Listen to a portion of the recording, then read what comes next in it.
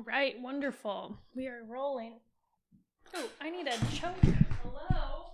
That's better. Okay, now we can begin the video. Hey, welcome back. Today we are talking about the what I spend in a day trend on TikTok. It didn't start on TikTok. I think this has been a thing for a while, just like what I eat in a day. But what I spend in a day is usually like what I spend in a day as a college student or what I spend in a day as a marketing intern in New York City or something. And usually it's like a quick video just saying, everything that person spent that day. They really vary in terms of quality, but also like the budget really varies. Sometimes it's like someone who is trying to, work within a budget of like less than $20 a day. And it's kind of interesting to see the little things they do to like get by. And some people are seemingly trying to spend as much money as possible. Now, there's something about this trend though, specifically on TikTok, that really, really bothers me. Like it's kind of like the what I eat in a day trend. You have this favorite influencer. Aren't you curious what they eat in a day? And it's like, I guess. The thing is, if you're going to put up a what I eat in a day, you're probably going to get some criticism. If you put up a what I spend in a day, you're also probably going to get some criticism because you're basically showing them the very weird little details about your life that normally an influencer might not share with the public. But you guys know I make a lot of content about like class and money and stuff. And so I kind of want to look at this trend and I kind of just want to figure out what it is that bothers me about it. Now, I do want to say that sometimes the more like long form content on YouTube where people talk about what they spend is it's a little different. Like the vibe is a little different because it's more of like a breakdown. And a lot of times it has more to do with like personal finance or budgeting or something like that. And if that is a type of YouTube content that you like, I totally understand. I used to really be into the whole like no buy, low buy trend because I'm broke as shit. So it's interesting to watch how other people manage to get by on like a budget, or if people are doing like debt payoff, snowball stuff. It can be really interesting to watch how another person manages their money and what they cut out and what they do instead. That's not what we're talking about here. Let's just get into it because I think that if you don't already know about these TikToks, you'll see what I mean soon. A very realistic what I spend in a day as a college student in New York. So I woke up and I made oatmeal for breakfast. I forgot to film it, but it was phenomenal, and I already had all the ingredients, so I didn't spend anything. Then I realized that I needed to do some laundry, so I got my little laundry bag and I went to the laundromat and put in my coins, and I spent $10 on one big load. This is what I wore, and then I grabbed a city bike to head to school. I have an annual membership, so it equals out to 50 cents per day, which is such a good deal. 50 cents for transportation, that's pretty good. I mean, it's 2022.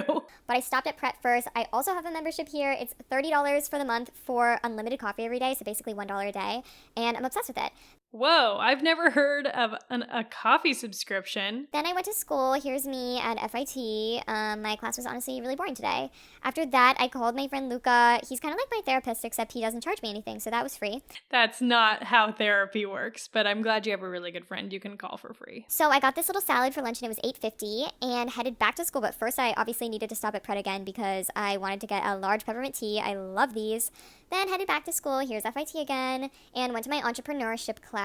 After that, I grabbed a city bike home and decided to go to Trader Joe's and meet Luca because I needed to pick up a few groceries, and I spent $27.96 on a few things. My friend Isaac was throwing a party at the Jane, so I went to that, and it was obviously free and so fun. And then I took a cab home for $13.80 for a total of $61.76, and that is... Okay, so she spent $61. I mean, that's not like outrageous or anything. I don't really have any criticism of that. I mean, obviously, if she can afford $60 a day and she can afford like the food out and everything, then cool, whatever. But it also just seems like you're opening yourself up to like criticism, and it gives people the chance to like brag about what they can do. And I bet you $1 million that the comments are wild on this one. Let's see.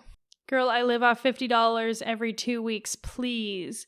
Not in a nosy way, but how much is rent? That's true. She didn't talk about rent, which is a huge expense. Let's see if we can get one that's a little cringier. Okay, I've seen this one. What I spend in a day as a 22-year-old in New York City. This is what I spent in a day in New York City as a 22-year-old working in big tech and literally paying for everything myself. I started my day by getting a coffee, and then after work I took the train down to 34th Street to make some returns and to shop the Zara sale. I spent about $225 there and then walked over to Ulta and spent about $160. Both of these are technically business expenses because I needed them for content creation. Then I went to Chipotle Classic and came home.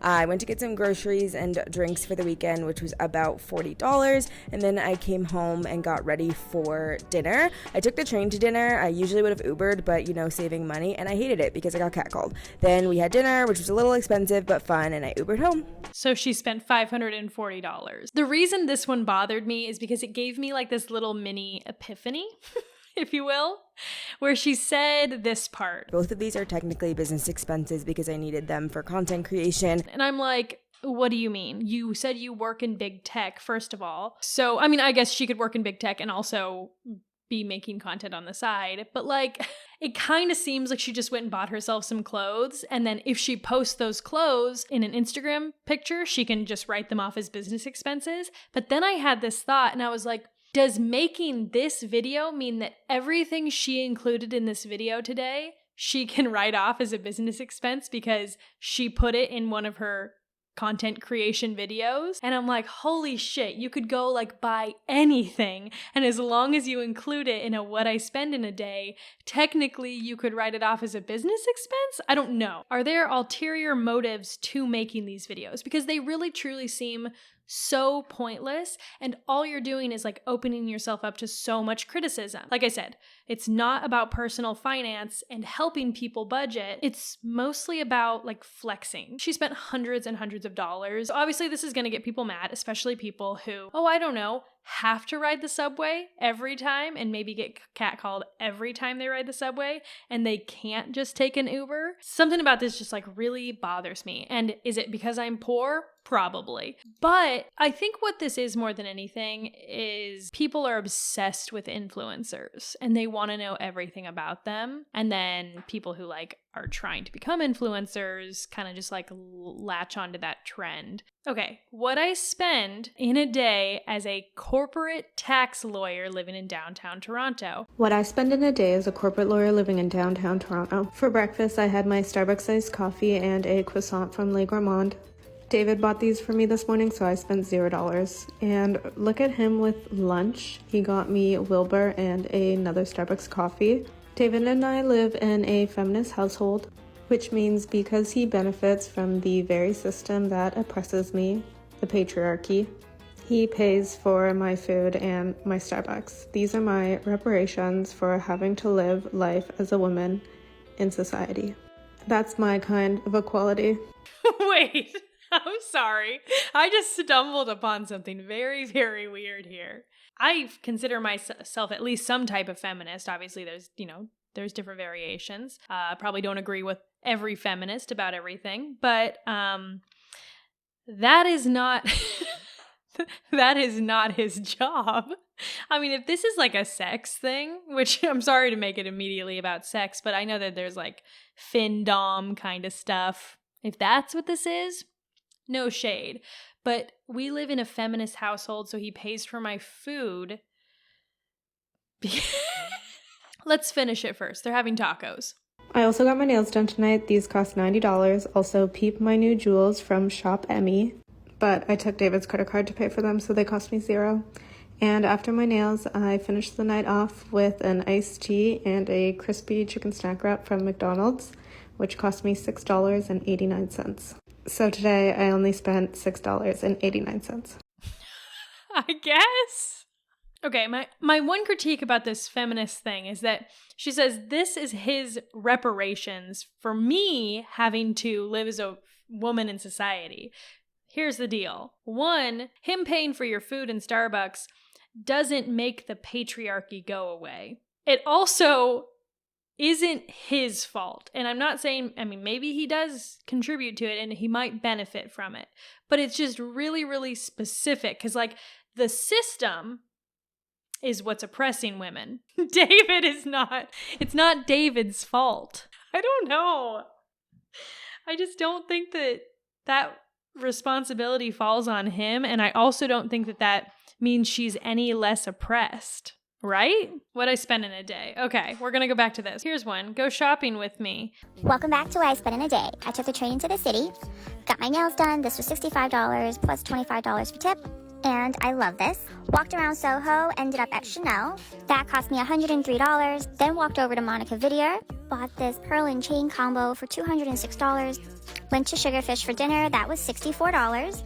Then went to Bloomingdale's to pick up a perfume, which was $255 in total. I don't understand this. I know that a lot of this one was just flexing, right? This is just flexing. Do me a favor. If you like what I spend in a day content, will you please explain why to me? I think a big reason that this bothers me is because flexing and flaunting your like net worth or all the things that you have is like a super scammy tactic that a lot of people use, like wealth influencers and like people in multi-level marketing schemes and people who are trying to like get you to buy their course. And all these people, a lot of times it's really leveraged as a way to trick people into thinking that you have like legitimacy. I just watched a season of that show called Generation Hustle. Hold on, my cat needs to get in.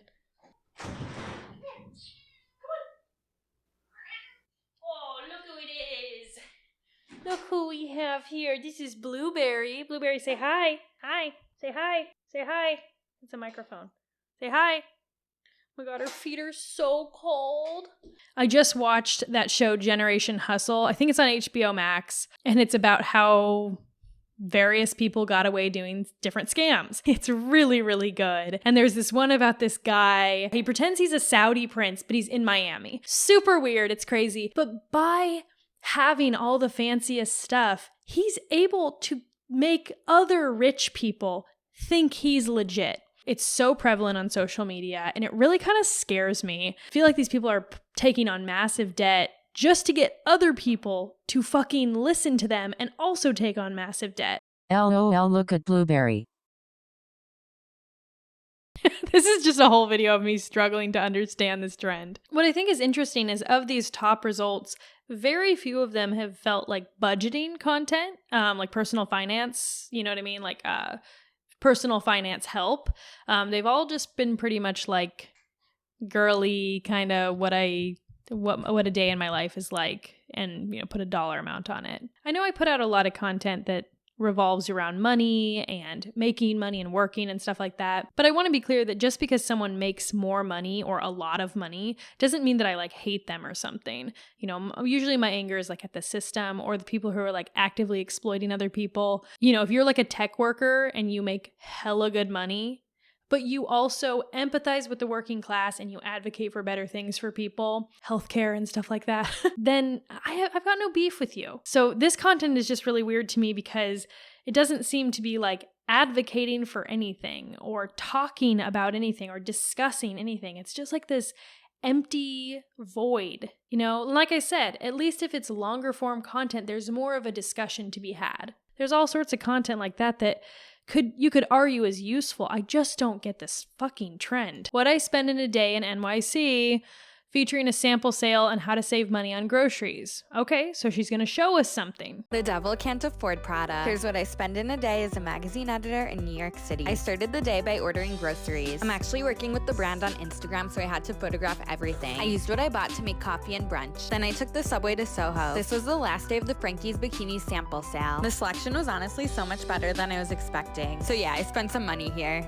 Okay, now we're back to my theory that this is just a way to write things off. After that, I headed to Hudson Yards. The Netflix casting truck was here, but I don't think they saw me. After that, I took the train to visit my family on Long Island. So here's my daily total.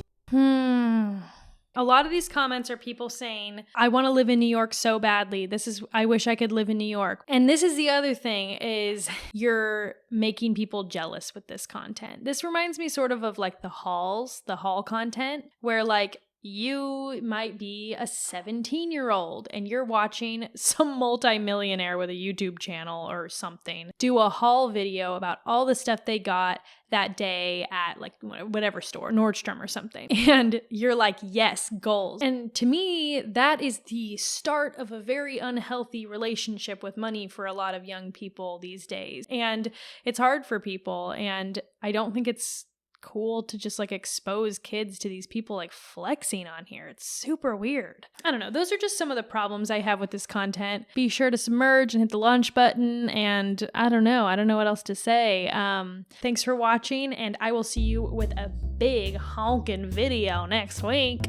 This video is brought to you by my patrons, and bye.